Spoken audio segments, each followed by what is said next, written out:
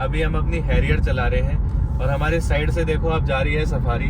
तो ऐसा नहीं है कि रोड पे गाड़ी टाटा की है नहीं, गाड़ियां टाटा की बहुत सारी है और है भी। इस वजह से मेन कंसर्न उनका बिल्ड क्वालिटी ही है।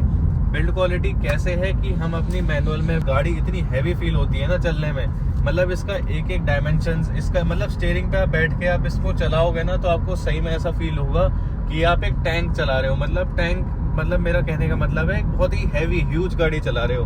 स्कॉर्पियो एन भी बहुत ही 5 स्टार रेटेड गाड़ी है, उसकी भी बहुत अच्छी बिल्ड क्वालिटी मानी जाती है, बट उससे भी ये कहीं ना कहीं ऐसी मस्त मस्कुलर फील आपको निकाल के देती है। आपको हाई कमांडिंग पोजीशन मिलती है सीट्स की, जिससे कि आपको कोई भी ऐसी फीलिंग नहीं आती कि आप कोई 5 सीटर गाड़ी चला रहे हो। जब ऐसी स्पीड पे चल रहे हो 80 से 100 के बीच में या 100 से भी ऊपर, तो ये गाड़ी आपको इतनी बेहतरीन स्टेबिलिटी निकाल के देती है। लोगों को इतना लगता है ना कि टाटा की गाड़ी एवरेज नहीं देती, ना पेट्रोल ना डीजल, कोई भी इतना एवरेज के लिए मशहूर नहीं है। तो मैं उन लोगों को बता दूं कि इस गाड़ी में फिलहाल की डेट पे हम 200 किलोमीटर चलने वाले हैं और हमें मिल रही है भाई 20 की एवरेज। और ये मत समझ लेना कि 20 की एवरेज आपको सिर्फ हाईवे पे मिलेगी, आपको कहीं और नहीं मिलेगी। अभी इसके बाद भी गाड़ी हार नहीं मानती भाई, ये बोलती है कि मेरे को खींचे चले जाओ, मेरे को खींचे चले जाओ, क्यों नहीं खींच रहे। मतलब ऐसी फीलिंग आती है आपको इस गाड़ी के अंदर। 140 की स्पीड, और 140 की स्पीड पे आपका ये जो स्टीयरिंग है इतना ज्यादा स्टेबल है ना। तो स्वागत है दोस्तों आपका एक और नई वीडियो में। आज जो हम वीडियो में टॉपिक लेके आए हैं, वीडियो में आगे बढ़ने से पहले मैं आपसे पूछना चाहता हूं कि आप फिलहाल कैसे क्या कर रहे हो, मतलब आप सही हो, क्या हाल चाल है आप लोगों के, मेरे को जरूर से पहले कमेंट्स में बताना। और अब इस वीडियो की तरफ हम बढ़ते हैं। तो अभी हम देख पा रहे हैं, आप देख पा रहे होंगे हमारे पास कौन सी गाड़ी है। अपनी हैरियर में हम बैठे हैं, मैनुअल है हमारी, डीजल में है। तो बहुत लोगों ने रिक्वेस्ट करी थी वीडियो की कि भाई हमें अपना बताओ कि हैरियर के बारे में और चीज़ें हमको जाननी है। लोगों को ट्रस्ट नहीं बन पाता हैरियर पे, टाटा पे, तो उनके लिए ये स्पेशल से वीडियो है ये वाली, जिसमें हम इसका कवर करने वाले हैं काफ़ी सारी चीज़ें। कैसे, अभी हम जा रहे हैं अपने ताज एक्सप्रेस वे पे। अभी हम इस पे आपको दिखाने वाले हैं इस कार के कुछ ऐसी फीचर्स, कुछ ऐसी चीज़ें, कुछ ऐसे मतलब यूनिक चीज़ें जो और किसी गाड़ी में आपको नहीं मिलती, स्पेशल इस सेगमेंट में हैरियर के अंदर ही मिलती है। सफारी भी नहीं बोल रहा मैं हैरियर की बात करूंगा। इसमें सफारी 7 सीटर हो जाती है और 7 सीटर के अंदर फिर सफारी का मुझे पॉइंट नहीं लगता, पर 5 सीटर के अंदर मेरे को हैरियर का बिल्कुल जरूर से पॉइंट लगता है, इसलिए मैं बात करूंगा हैरियर की। तो सबसे पहले मैं आपको दिखा दूं कि हम अभी अपने एक्सप्रेस वे पे चढ़े हैं, जो कि हमारा ताज एक्सप्रेस वे है, लखनऊ वाला, नोएडा लखनऊ। तो इसमें हम सबसे पहले बात करने वाले हैं इस गाड़ी की कि ये कौन सा वेरिएंट है, ये क्या मतलब कि कौन सी कॉन्फ़िगरेशन के साथ आता है। तो ये भाई हमारा है 2025 के दिसंबर मॉडल का अपना टाटा हैरियर का प्योर एक्स वेरिएंट, जो कि हमारा रेड कलर के अंदर में है। और ये है हमारा डीजल के अंदर मैनुअल में। मैनुअल देख पा रहे होंगे आप, बिल्कुल हमने बिल्कुल मैनुअल में ली है गाड़ी, हमने ऑटोमेटिक में नहीं ली थी। उसके भी रीजंस हैं, तो इस बारे में ही हम एक एक करके डिस्कस करते हैं इस वीडियो के बारे में। तो सबसे पहले हम बात कर लेते हैं टाटा हैरियर की कि हमने ये क्यों परचेज करी बाकी कंपैरिजन के, इसके कंपटीशन की गाड़ियों से। हमने भाई, हमारे पास इससे पहले थी Hyundai की क्रेटा, जो थी 1.4, वो डीजल में थी और मैनुअल में थी। अच्छी खासी एवरेज देती थी, ठीक ठाक उसके अंदर पावर देखने के लिए मिलती थी, बट उसके ऊपर हमको अब एक अपग्रेड करना था। और अपग्रेड के लिए हमें लेनी थी थोड़ी सी बड़ी दिखने वाली गाड़ी, क्योंकि क्रेटा जैसी गाड़ी थोड़ी छोटी होती है। और अभी जो फिलहाल की डेट में सेगमेंट में क्रेटा आ रही है, उसका जो साइज है आप लोगों को पता ही है कि वेन्यू से थोड़ी बहुत ही वो बड़ी है, कोई ज़्यादा उसके रोड प्रेजेंस भी नहीं है और बहुत लोगों पे है भाई, बहुत कॉमन गाड़ी हो चुकी है। दूसरी हमारे पास स्कॉर्पियो एन थी, है मतलब अभी भी वो डीजल ऑटोमेटिक में है ही, हमारे पास ऑटोमेटिक था। डीजल में हमारे पास पावरफुल इंजन भी था और एक 7 सीटर गाड़ी भी थी, तो हमें 7 सीटर की रिक्वायरमेंट नहीं थी। तो हमने ये सब चीज़ें देख के कि अच्छी रोड प्रेजेंस किस गाड़ी की है, कौन से फीचर्स कौन सी गाड़ी सबसे ऑफर करती है इस प्राइस बजट में, तो हमने फिर उसके बाद हैरियर चूज करी थी। ये था मेरा हैरियर लेने का पॉइंट। दूसरी अब हम बात कर लेते हैं आगे कि हमने हैरियर ले तो ली, पर ये क्या ऑफर करती है ऐसा एक्स्ट्रा जो इस सेगमेंट की बाकी गाड़ियाँ ऑफर नहीं कर पा रही हैं। तो सबसे पहले मैं आपको बता दूं कि इस गाड़ी में बिल्ड क्वालिटी जो है इसकी बेहतरीन निकल के आती है। बहुत कॉमन पॉइंट है हर टाटा की गाड़ी के लिए, बिल्ड क्वालिटी एक ऐसी चीज़ है जो बोली ही बोली जाती है। हर कोई, आप किसी की वीडियो में भी देख लेना, बिल्ड क्वालिटी तो एक ऐसा पॉइंट रहता है जो हर किसी के मुंह पे रहता है, जबान पे रहता ही है अगर आप टाटा की गाड़ी के। और वो गलत नहीं है, मैं गलत नहीं बताऊंगा उन लोगों को, मैं रियलिटी है ये। मैं जैसे इस गाड़ी को चला रहा हूँ ना, अभी हम अपनी हैरियर चला रहे हैं और हमारे साइड से देखो आप जा रही है सफारी। तो ऐसा नहीं है कि रोड पे गाड़ी टाटा की है नहीं, गाड़ियां टाटा की बहुत सारी है और है भी। इस वजह से मेन कंसर्न उनका बिल्ड क्वालिटी ही है। बिल्ड क्वालिटी कैसे है कि हम अपनी मैनुअल में अभी ये गाड़ी जैसे चला रहे हैं ना हाईवे पे, तो मैं स्कॉर्पियन भी चलाता हूँ, मैंने क्रेटा भी बहुत साल चलाई है, तो मैं उन गाड़ियों से बता सकता हूँ आपको कि ये गाड़ी इतनी हैवी फील होती है ना चलने में। मतलब इसका एक एक डायमेंशंस, इसका मतलब स्टीयरिंग पे आप बैठ के आप इसको चलाओगे ना तो आपको सही में ऐसा फील होगा कि आप एक टैंक चला रहे हो। मतलब टैंक, मतलब मेरा कहने का मतलब है बहुत ही हैवी ह्यूज गाड़ी चला रहे हो। स्कॉर्पियो एन भी बहुत ही 5 स्टार रेटेड गाड़ी है, उसकी भी बहुत अच्छी बिल्ड क्वालिटी मानी जाती है, बट उससे भी ये कहीं ना कहीं ऐसी मस्त मस्कुलर फील आपको निकाल के देती है। आपको हाई कमांडिंग पोजीशन मिलती है सीट्स की, जिससे कि आपको कोई भी ऐसी फीलिंग नहीं आती कि आप कोई 5 सीटर गाड़ी चला रहे हो। ये मेरे को इसका एक बहुत बड़ा प्लस पॉइंट लगता है। आगे बात करें एक और चीज़ की, तो इस गाड़ी की है भाई हाई स्पीड पे आपकी क्या बढ़िया स्टेबिलिटी। मतलब ये वाला जो गाड़ी ये हैरियर है, हैरियर और सफारी, उनमें आता है भाई आपकी रेंज रोवर का प्लेटफॉर्म, जो कि उनका बिल्कुल जो आपकी इवोक और डिस्कवरी में यूज होता है वो वाला सेम प्लेटफॉर्म आपका है इस वाली गाड़ी में, हैरियर में और सफारी में। तो उसका आपको कहीं ना कहीं जरूर से बेनिफिट देखने के लिए मिलता है कि आप जब ऐसी स्पीड पे चल रहे हो 80 से 100 के बीच में या 100 से भी ऊपर, तो ये गाड़ी आपको इतनी बेहतरीन स्टेबिलिटी निकाल के देती है। हाईवे पे जैसे ये ताज एक्सप्रेस वे है, इस पे है ये सीमेंटेड रोड, वो ये चारकोल वाली रोड नहीं है, तो इस पे आपकी जो गाड़ी की टायर नॉइज है, आपकी बबलिंग है गाड़ी की, मतलब आप कहीं ना कहीं आपको ना बहुत बम्पी राइड मिलती है इस पे अगर आप दूसरी गाड़ियों को चलाओगे। बट अगर आप टाटा हैरियर को चलाते हो ना इस रोड पे, तो आपको एकदम ऐसा फील होता है कि एकदम स्मूथ, आपको एक भी गड्ढा फील नहीं होता, एक भी बम्प फील नहीं होता। मतलब अगर मैं अपनी पोजीशन पे ऐसे बैठा हुआ हूँ ना और मैंने स्टीयरिंग छोड़ दिया, तो भाई मेरे को देखने की जरूरत नहीं है कि गाड़ी कहाँ जा रही है कहाँ नहीं जा रही है, एकदम सीधी चलेगी और एकदम चिपक के चलेगी रोड से। इतनी मतलब ग्राउंड क्लियरेंस होने के बाद भी 205 mm 206 mm जितनी भी आती है इसकी, उसके बाद भी आपको अगर इतनी चिपक के आप गाड़ी की परफॉर्मेंस मिल रही है, वो भी इतने बड़े हाईवे पे, जिसमें कि मैं और बाकी गाड़ियों की बात करता हूँ कि इसमें स्कॉर्पियो एन में भले ही वो उसका सेगमेंट नहीं है, बट उसी रेंज में आने वाली एक वो भी गाड़ी है मतलब इस प्राइस रेंज में, उसमें इतनी बबलिंग, इतनी बाउंसी राइड मिलती है आपको।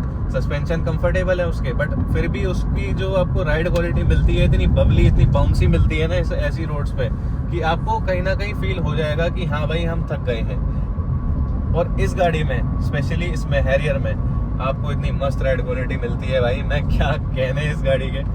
इसकी वजह से ये जो मैंने चीज़ फील करी थी ना, ये मैंने लेने से पहले देखी नहीं थी, बट लेने के बाद मेरे को समझ आई कि भाई क्या ही मज़ेदार इसकी फीलिंग है भाई गाड़ी चलाने की। कहीं ना कहीं XUV 700 से भी ज़्यादा ये अच्छी फीलिंग आ जाती है इसको चलाने में। सही बता रहा हूँ मैं मजाक नहीं कर रहा, क्योंकि इसके अंदर भाई प्लेटफॉर्म ही रेंज रोवर का दिया हुआ है। आपको प्लेटफॉर्म से मतलब क्या होता है, इसकी जो चेसी है, इसका जो ओवरऑल डायनेमिक्स है, ये सब चीज़ें इंस्पायर्ड है उन गाड़ियों से। तो आपको कहीं ना कहीं इस बजट के अंदर अगर वो वाली फील मिल रही है, मतलब 50 लाख से ऊपर 60 लाख से ऊपर वाली आपको फील देखने के लिए मिल रही है, तो क्या बुराई है भाई, बताना जरा क्या बुराई है। मेरे को तो कोई बुराई नहीं लगती। अब देखिए एक और इसके नेक्स्ट पॉइंट पे आ जाते हैं हम, सबसे बड़ा पॉइंट और सबसे बेहतरीन पॉइंट और इंडियंस का सबसे मस्त मतलब उसको प्रायोरिटी भी रखने वाला पॉइंट मैं डिस्कस करने वाला हूँ, जो कि है भाई इस गाड़ी की एवरेज। भाई इतने मतलब लोगों को इतना लगता है ना कि टाटा की गाड़ी एवरेज नहीं देती, ना पेट्रोल ना डीजल, कोई भी इतना एवरेज के लिए मशहूर नहीं है। तो मैं उन लोगों को बता दूं कि इस गाड़ी में फिलहाल की डेट पे हम 200 किलोमीटर चलने वाले हैं और हमें मिल रही है भाई 20 की एवरेज। और ये मत समझ लेना कि 20 की एवरेज आपको सिर्फ हाईवे पे मिलेगी, आपको कहीं और नहीं मिलेगी। आपको 20 की एवरेज मिलेगी भाई आपका हाईवे पे तो 20 से ऊपर मिलेगी, बट आपको लोकल हाईवे लोकल मिक्स में आपको इतनी मस्त एवरेज इसमें निकाल के देखने को मिलती है ना इस गाड़ी की। मतलब इसके कहने ही क्या है। मैं इसको ट्रिप पे भी लेके गया हूँ, एवरेज वाली वीडियो ऑलरेडी डली हुई है चैनल पे, पर इसमें अभी जैसे मेरी गाड़ी अभी चल चुकी है 192 और अभी इसमें फ्यूल बचा है 1/4 फ्यूल है, मतलब इस गाड़ी के अंदर हाफ से नीचे है और 1/4 फ्यूल है। आपको मैं एक बार ही दिखाई देता हूँ कि कितना है, जिससे आपको आइडिया लग जाएगा। ये देखिए इतना इसमें फ्यूल पेंडिंग है और आप खुद देख लो भाई रेंज कितनी दिखा रही है, 284 की रेंज। मतलब ये गाड़ी जब आपकी मैं बता रहा हूँ रिजर्व में लग जाती है ना भाई, 150 से लेके 170 तक की रेंज आपको दिखाती है ये रिजर्व में लगने के बाद। मतलब इतनी मस्त एवरेज, 2000 सीसी का डीजल इंजन है भाई ये। मतलब इसमें 170 bh की पावर और 300-350 Nm का टॉर्क आपको देखने के लिए मिलता है। और उसके बाद भी आपको ऐसी एवरेज देखने के लिए मिलती है, तो आपको और क्या चाहिए गाड़ी से, मुझे तो ये समझ नहीं आता। ये वाली इसकी बात रह गई। अब आ जाते हैं भाई फीचर्स पे। प्योर एक्स वेरिएंट है, ये टॉप वेरिएंट भी नहीं है, ये है भाई बेस वेरिएंट जो इनका स्मार्ट आता है, उससे एक ऊपर वाला वेरिएंट है जिसको हम प्योर एक्स बोलते हैं, जो भी फिलहाल की डेट में हैरियर के अंदर और सफारी के अंदर देखने के लिए मिलता है। तो इसके अंदर मैं आपको फीचर्स बता दूं तो आपको मिलती है भाई ये बढ़िया सी दिखने वाली इनकी स्क्रीन। मस्त स्क्रीन है भाई, कोई दिक्कत नहीं है इसके अंदर। जो इसके टॉप वेरिएंट में स्क्रीन आती है वो वाली नहीं है, वो आती है भाई सैमसंग की बहुत ही बड़े साइज की स्क्रीन आती है। वो तो ऐसा लगता है कि उसमें तो आईपैड फिट कर दिया हो, बट ये भी आपको बहुत मस्त एकदम स्मूथ मिलती है। कोई भी इसमें देखने के लिए आपको दिक्कत नहीं मिलती है। गाड़ी के अंदर आपको हर एक चीज़ इसमें देखने के लिए मिल जाती है। सारे फीचर्स, ड्राइव नेक्स्ट वगैरह सब फीचर आपको देखने के लिए इसमें मिल ही जाते हैं आराम से। इसके अंदर आता है भाई एक और चीज़, इसके अंदर आता है भाई आपका 360 कैमरा। आप नीचे देखेंगे तो यहाँ पे टच पैनल्स मिलते हैं आपको एसी के, आपको 360 कैमरा देखने के लिए मिल जाते हैं। अभी 360 कैमरा स्टार्ट नहीं होगा क्योंकि हम हाई स्पीड पे हैं, vehicle speed too high drive slowly, ये वाली चीज़ इसलिए अभी 360 अब रुकेंगे तो आपको दिखाऊंगा मैं। उसके बाद आपको देखने के लिए मिल जाता है इस गाड़ी के अंदर आपको इल्यूमिनेटेड अपना ये लोगो। मुझे बता दो कौन सी गाड़ी में आता है इस टाइप के फीचर भाई। इल्यूमिनेटेड लोगो आपको देखने के लिए मिलता है इसके अंदर। आपको इसके अंदर क्रूज कंट्रोल के फीचर्स मिल जाते हैं, आपको वॉल्यूम कंट्रोल और ये सब तो बेसिक फीचर है ही। वॉइस कमांड का इसमें ऑप्शन आता है भाई। आपको एग्जांपल के तौर पे अगर मैं दिखाऊं तो मैं अगर इससे बोलूंगा hey Tata, how much fuel is left in my car, You have nearly 30% fuel left. 30% fuel left. मतलब ये सारी चीज़ें अगर मैं इसे बोलूँगा एसी कंट्रोल कर देगी, वो भी कंट्रोल कर देगी, म्यूजिक सिस्टम भी ये कंट्रोल कर देगी। और मतलब इतने सारे स्मार्ट फीचर्स हैं इसके अंदर। और फिर उसके बाद अगर मैं आपको बात करूँ, ये जो आपका इंस्ट्रूमेंट क्लस्टर है इसकी MID, ये फुल्ली डिजिटल आपको देखने के लिए मिलती है। आपको इससे कोई भी शिकायत नहीं होती है। जो सियरा के टॉप वेरिएंट में आती है वही टाटा हैरियर के प्योर एक्स वेरिएंट में आती है।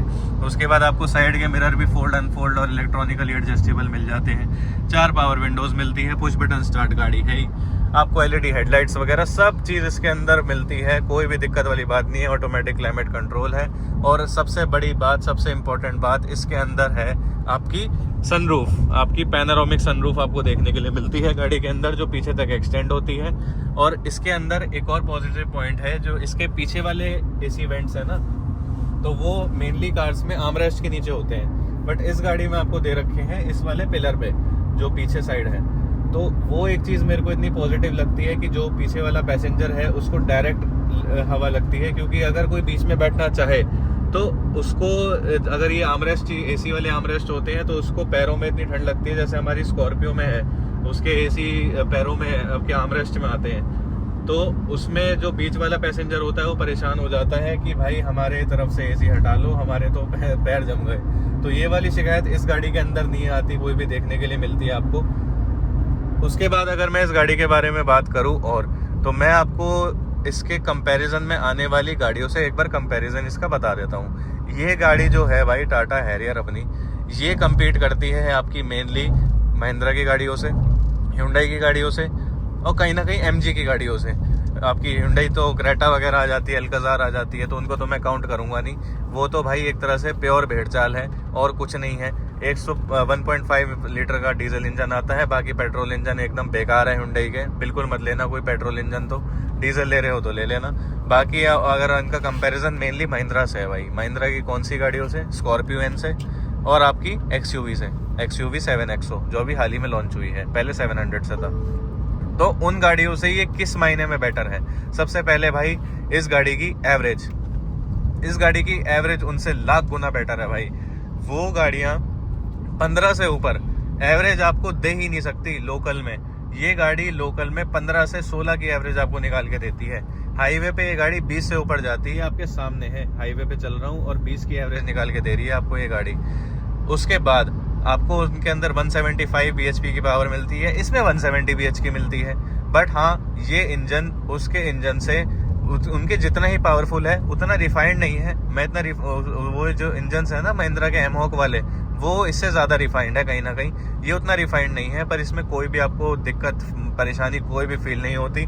मैनुअल ट्रांसमिशन में हमारी गाड़ी है, हमें बस एक गियर डाउन करना है और आप जाओगे एकदम भाई फुल स्पीड में, कोई भी टेंशन नहीं होती किसी भी चीज़ की। अगर मेरे को इसमें पुश देना है एक भी, मैं रेस दे के देखता हूँ, तो आप एक बार स्पीड पे नज़र रखना, जैसे 70 या 100 की स्पीड हमने क्रॉस कर ली और इतने प्यार से स्मूथली जाती है ना गाड़ी, कंट्रोल होती हुई इतनी स्मूथली जाती है ना। आप मतलब मैं आपको करके दिखा देता हूँ। अभी हमारी गाड़ी 120 की स्पीड पे है, 120 की स्पीड पे अभी ये देखो, ये अभी लिख के आ गया है कि over speeding please reduce the speed. अभी इसके बाद भी गाड़ी हार नहीं मानती भाई, ये बोलती है कि मेरे को खींचे चले जाओ, मेरे को खींचे चले जाओ, क्यों नहीं खींच रहे। मतलब ऐसी फीलिंग आती है आपको इस गाड़ी के अंदर। 140 की स्पीड, और 140 की स्पीड पे आपका ये जो स्टीयरिंग है इतना ज़्यादा स्टेबल है ना, मैं बता नहीं सकता। महिंद्रा की कार्स में इतनी स्टेबिलिटी नहीं मिलती आपको हैंडल इसमें स्टीयरिंग के जितनी आपको टाटा की गाड़ी के अंदर दिखती है। क्योंकि आपकी जो महिंद्रा की स्कॉर्पियो एन है या फिर एक्सयूवी है, उन गाड़ियों में क्या होता है कि आपका जो स्टीयरिंग होता है ना, वो हाई स्पीड्स पे उनकी जो वो ना झूले खाता है, वो इतना स्टेबल नहीं रहता। वो आपका जो ये है ना, जैसे इसका ये मूवमेंट है, ये इतनी हो रही है, इतनी देर में तो भाई उनकी इतनी ज्यादा लाइट वेट रहता है ना स्टीयरिंग का, कोई वेट ही नहीं रहता, कॉन्फिडेंस नहीं आता। मेन बात होती है भाई कॉन्फिडेंस की, वो वाली चीज इसके अंदर देखने के लिए मिलती है आपको भरपूर, क्योंकि इसके अंदर है भाई 5 स्टार सेफ्टी। ब्रेकिंग में इसकी कोई भी प्रॉब्लम नहीं है। तो मैंने आपको अभी तक इसका एक भी नेगेटिव पॉइंट नहीं बताया। ये सारी मेन चीजें होती हैं गाड़ी की डायनेमिक्स के बारे में, गाड़ी की ओवरऑल फीचर्स और परफॉर्मेंस के बारे में, ये सारी चीज होती हैं। बाकी अगर मैं आपको इसका एक नेगेटिव बताऊं तो नेगेटिव मेरे ख्याल से एक ही मेरे को नजर आता है इस गाड़ी का, कि इसका जो मैनुअल गियर बॉक्स है, ऑल्दो आपको अगर मैनुअल के आप लवर हो तो आपके लिए ये दिक्कत नहीं है, बट अगर किसी को ऑटोमेटिक उसकी प्रेफरेंस है और उसको लेना पड़ गया मैनुअल, तो ये एक प्रॉब्लमेटिक सिचुएशन हो सकती है। क्योंकि अगर आप इसमें देखेंगे तो इसमें कहीं ना कहीं वाइब्रेशन रहती है। जैसे आप नॉर्मल स्पीड पे चलते हो ना, तो आपको फील होगा कि आप तीसरे गियर पे या सेकंड गियर पे कि ये थोड़ा थोड़ा ना मूवमेंट करता है, शेक होता है, तो उससे पता लगता है कि इंजन उतना रिफाइंड नहीं है जितना महिंद्रा का रिफाइंड इंजन है। बट उसके बाद अगर आप इसको फर्स्ट गियर पे उठाओगे गाड़ी को, तो आपको कहीं ना कहीं इसमें एक्स्ट्रा रेव करती है गाड़ी, और आपको मतलब उसको कंट्रोल करना मुश्किल हो जाता है। आप जब टेस्ट ड्राइव लेंगे, मैनुअल डीजल की टेस्ट ड्राइव लेंगे, तो आपको ये चीज़ अच्छे से समझ में आएगी कि मैं क्या कहना चाहता हूँ। सेकंड गियर पे गाड़ी स्टॉल हो जाती है। आप बहुत ही मतलब 10 की स्पीड से अगर आपने नीचे सेकंड गियर पे आपने उठाने की कोशिश करी, तो आपकी गाड़ी स्टॉल हो जाएगी, आपको फर्स्ट गियर से उठानी पड़ेगी, या फिर आपको बहुत धीरे धीरे क्लच छोड़नी पड़ेगी सेकंड गियर पे, तो ही वो उठ पाएगी। तो ये सारी चीज़ें थी आपकी टाटा हैरियर की। भाई मैं अपना पर्सनल ओपिनियन दूँ, अपना कंक्लूजन दूँ, तो इस सेगमेंट के अंदर आने वाली ये भाई मेरे को लगती है एक मोस्ट वैल्यू फॉर मनी गाड़ी, क्योंकि ये प्योरेक्स वेरिएंट जो है 18 से 19 लाख के बीच में आपको देखने के लिए मिल जाएगा। और इसके कंपैरिजन में आती ही कौन कौन सी गाड़ियां हैं भाई, आपकी महिंद्रा स्कॉर्पियो एन, जो कि भाई हर रोड पे मतलब आपको इतनी दिख जाएंगी, अभी कोई पीछे आ रही होगी, मेरे को पक्का पता है, और आगे भी मिल जाएगी मेरे को, इतनी कॉमन वो गाड़ी हो चुकी है। Hyundai की क्रेटा उससे भी ज़्यादा कॉमन गाड़ी है वो। तो आपको थोड़ा सा अलग चलना है, थोड़ा सा आपको फील डिफरेंट लेनी है। टाटा भाई मैं मानता हूँ कि अपनी थोड़ा बहुत वो स्टार्टिंग में उनकी जो प्रॉब्लम्स आती हैं कि पैनल गैप्स की दिक्कत आती है और आपके इलेक्ट्रॉनिक्स और ये सब चीज़ें दिक्कत करते हैं, बट अभी फ़िलहाल की डेट में हैरियर और सफारी एक ऐसे प्रोडक्ट हो गए हैं जो मार्केट में काफ़ी सालों से आ रहे हैं, और अभी ये सारी चीज़ें देखने के लिए आपको इन गाड़ियों में नहीं मिलती हैं, क्योंकि ये बिल्कुल एक तरह से रिफाइंड प्रोडक्ट बन चुके हैं टाटा की तरफ से। सिएरा में अभी कुछ ना कुछ दिक्कत आएगी, आई एम 100% श्योर कि उसमें कुछ ना कुछ प्रॉब्लम्स आएंगी, क्योंकि वो अभी नए लॉट की गाड़ी है, अभी फर्स्ट रिसेंटली लॉन्च हुई है, बट इन गाड़ियों को लॉन्च हुए काफ़ी समय हो गया है।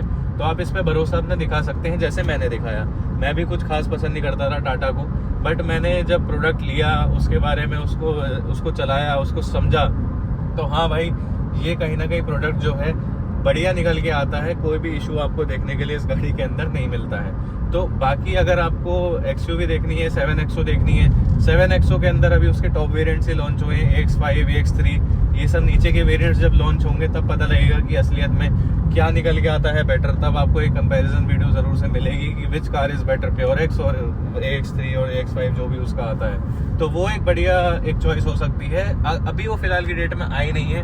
अगर आपको गाड़ी अभी लेनी है तो भाई प्योरेक्स वेरिएंट ले लो, मस्त वेरिएंट है, कोई भी दिक्कत नहीं आती गाड़ी में। मैं आपको गारंटी देता हूँ सर्विस की मेरी ये गारंटी है कि आप अगर मतलब अच्छे मेट्रोपॉलिटन सिटी से करा रहे हैं, आपको फिलहाल की डेट में प्रॉब्लम नहीं मिलेगी। बट अगर आप किसी नॉर्मल टीयर 2 या टीयर 3 सिटी में अपनी टाटा की सर्विस कर रहे हैं, मेरे को उनका आइडिया नहीं है पर्सनली, मैंने जो सर्विस कराई थी इसकी अभी तक फर्स्ट सर्विस हुई है, उसमें मेरे को अच्छा एक्सपीरियंस मिला था, मेरे को कोई इशू नहीं थे उस पर्टिकुलर सर्विस सेंटर से या जो भी।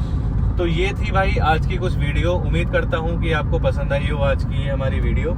तो अब अभी आगे आने वाली वीडियोस में और भी हम गाड़ियाँ कवर करेंगे, तो बने रहें हमारे यूट्यूब चैनल पे ऐसे ही अपना प्यार दिखाते रहें, शेयर करते रहें वीडियो। और ये गाड़ी आपको अगर अच्छी लगी हो, आपको प्योरएक्स लेने का मन हो, हैरियर लेने का, सफारी लेने का, तो लाइक करें इस वीडियो को, शेयर करें उन लोगों को जिनको लेनी हो, जिनको नफरत है टाटा से, उनको थोड़ा सा अवेयर करो इसके बारे में कि भाई नहीं ऐसा नहीं है, टाटा भी लेने लायक एक चॉइस है लोगों की। तो thanks for watching the video, subscribe करें चैनल को और मिलते हैं आपसे नेक्स्ट वीडियो में।